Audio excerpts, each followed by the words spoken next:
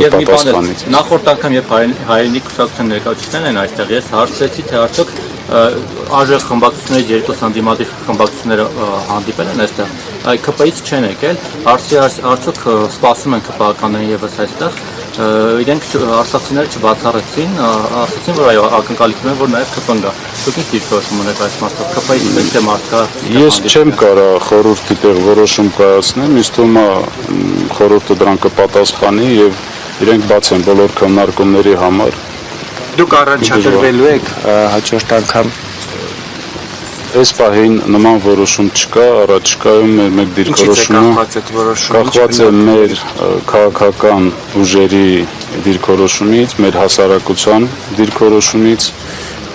եւ մենք հաշվի ենք առնելու այդ բոլորի կարծիքները եւ կայացնելու